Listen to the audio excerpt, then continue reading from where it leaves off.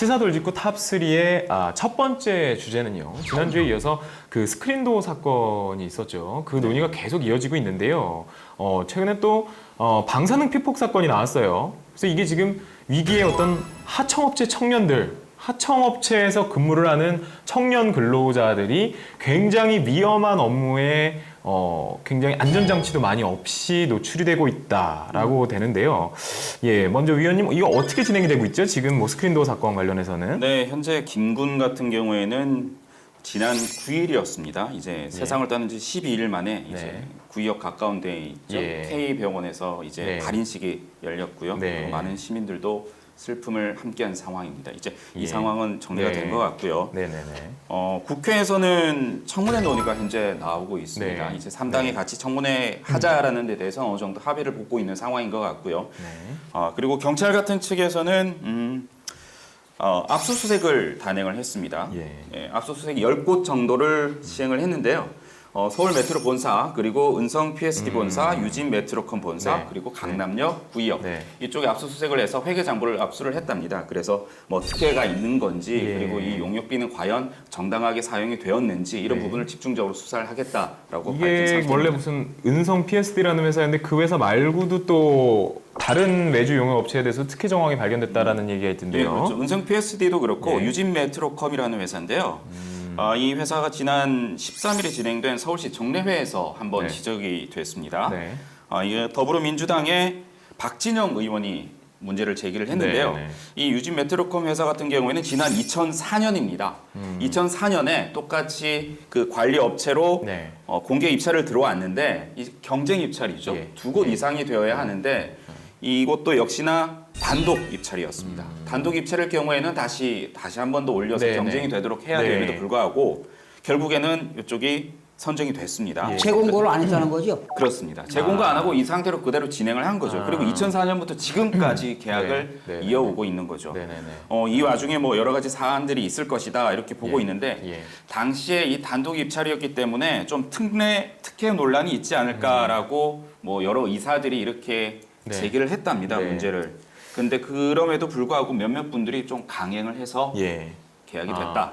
지금 시청자 여러분들 채팅창에서 굉장히 많이 의견을 쭉 올려주고 계시는데요. 하청업체 뭐 관련된 일이 뭐 어제 오늘 일이 아니다라는 의견 주시고 지금 뭐 이 문제점에 대해서는 상당히 많이 공감을 해주시는 것 같아요. 이런 거 뿌리 뽑기에서 어떻게 하는 게 좋은지 의견이 있으시면은 채팅창에 주저 말고 올려주시기 바랍니다. 그리고 이게 불똥이 이상한 데로 튀는 것 같기는 한데요.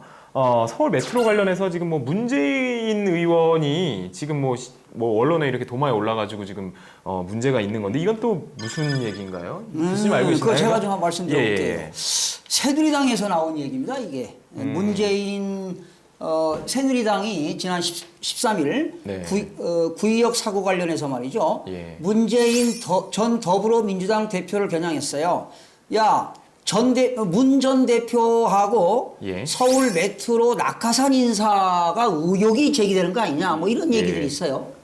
그 얘기가 나온 거예요 지금. 근데 그 뭐 반응이 어떤가요? 그게 맞나요? 실제로? 그래가지고 지금 정진석 새누리당 원내대표께서 지금 국회에서 비상대책위원회 회의에서 문재인 대표야말로 메트로에서 벌어진 낙하산 인사가 아니냐 뭐 이런 얘기인데 이게 지금 진위도 알 수가 없어요. 그러다 보니까 더불어민주당에서는 또 전혀 그렇지 않단 말이지. 무리하다는 표현까지 써가면서 지금 더불어에서는 강력히 지금 반발하고 있어요. 누구 말이 맞는지 도대체 제가 모르겠어요. 초본을 해드리면 이게 지금 뭐 그쪽 야권 인사들이 많이 앉은 건 맞아요. 박원순 서울시장이 당선이 된 이후로 이쪽 메트로 쪽에 지금 고위직 사장 그리고 감사 비상임 이사까지 전부 다 야권 인사들이 많이 들어 앉았어요. 그런데 이분들이 앉았다고 해서 지금 비리가 계속 발생을 했느냐 그것도 짚어봐야 되는데 처음에 아까 지금 제가 말씀드릴 때 2004년에 지금 유진 메트로컴이 문제가 있다라고 말씀을 드렸죠.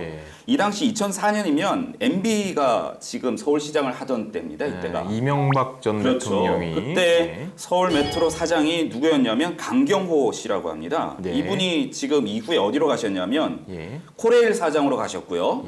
코레일 사장 하시다가 나중에 이명박 전 대통령 형이죠. 이상은 전 의원이 회장으로 있는 다스 사장으로 또 갔어요. MB 라인인 거죠. 쭉 타고 가신 거예요, 이분은. 그리고 지금 새누리당에서 제기를 하고 있는 이 부분에 대해서는 그 박원순 서울시장이 취임을 한 게 언제인지 기억하십니까? 2011년이거든요. 2011년 10월이에요. 10월 예. 말입니다. 예.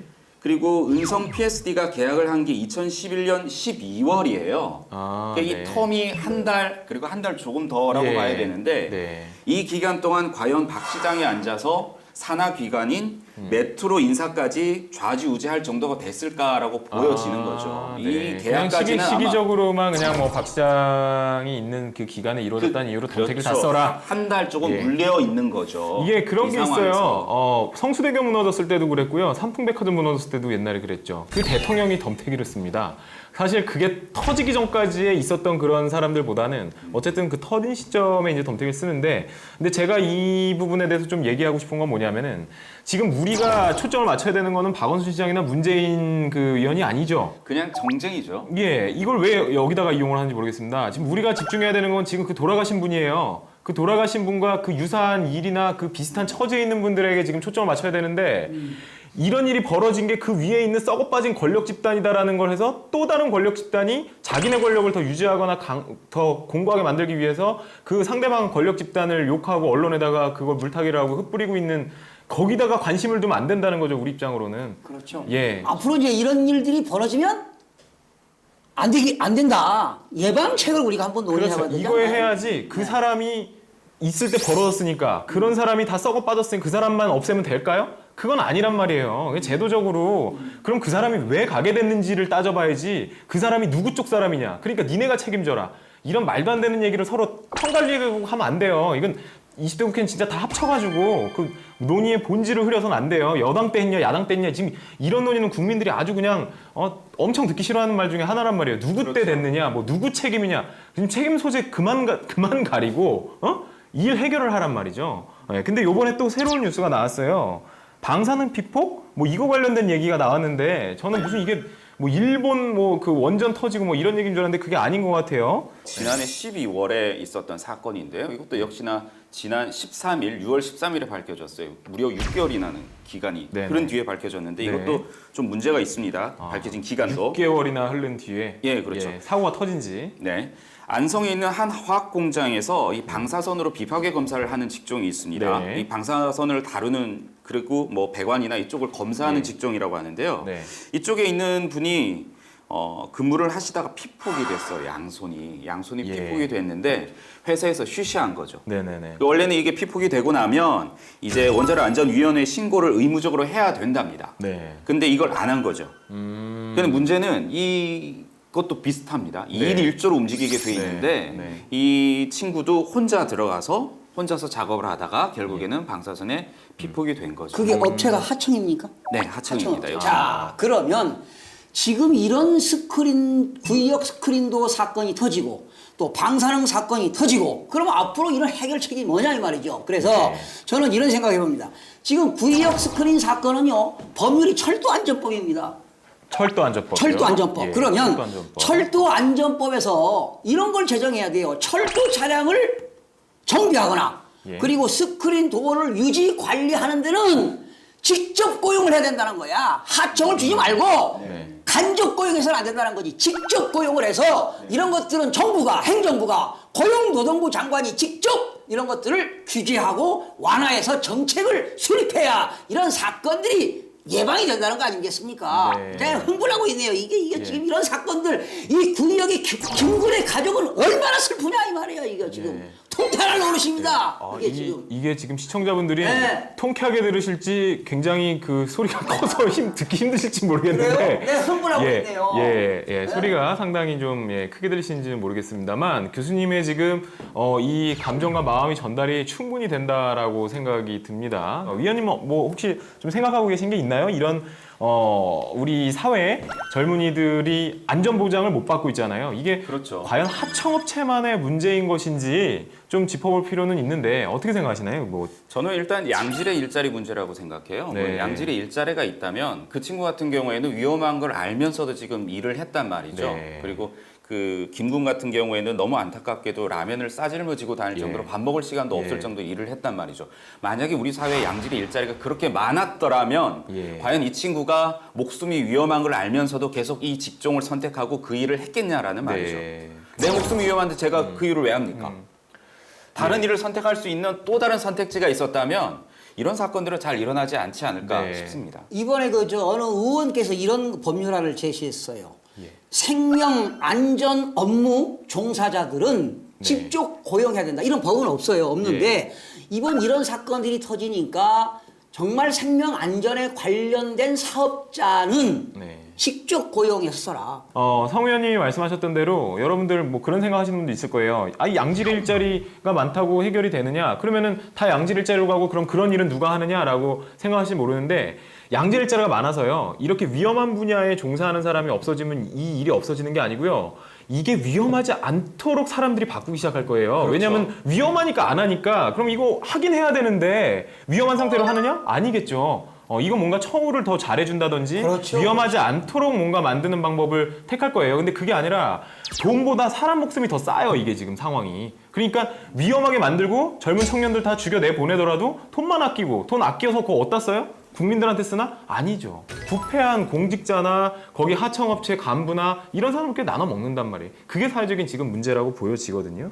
사이클제이님이 여러분들 하청업체든 중소기업이든 소기업이든 의견 많으신 것 같은데 노동부에서 제대로 검사만 잘해줬다면 시민들 피해 있으시겠어요? 라고 그렇죠. 했는데요. 예, 네, 맞아요. 맞습니다. 공무원들이 잘 관리 감독을 했으면 이런 일이 없겠죠. 이번 것도 2인 1조로 무조건 가는 건데 그거를 혼자 나가서도 2인으로 나갔다라고 그걸 하는 걸 제대로 감시 안 했다는 거잖아요. 매우 중요한 부분인데. 그래서 변호사님 그런 저런 생명 안전 업무에 관련된 그런 업종을 하는 사람들은 고용노동부 장관에게 신고하도록 만들어야 돼요. 만약에 회사를 운영하다가 합병할 수도 있고 회사가 퇴출당할 수도 있고 회사가 일부가 영업이 양도되는 경우도 있거든요. 이런 경우도 다 신고할 수 있는 그런 제도화가 맞아요. 이게 신고 제도가 필요한 게 생명 안전 수칙을 지키지 않은 상태로 진행이 된다면 그거를 포상하는 제도라고 그래야 될까요? 뭐 그렇죠. 공익신고자 그 보호법 관련된 그런 포상이라든지 그런 데다가라도 좀 확실하게 넣어서라도 이게 있는 제도를 최대한 활용을 하되 없으면 빠른 시일 내에 만드는 방향으로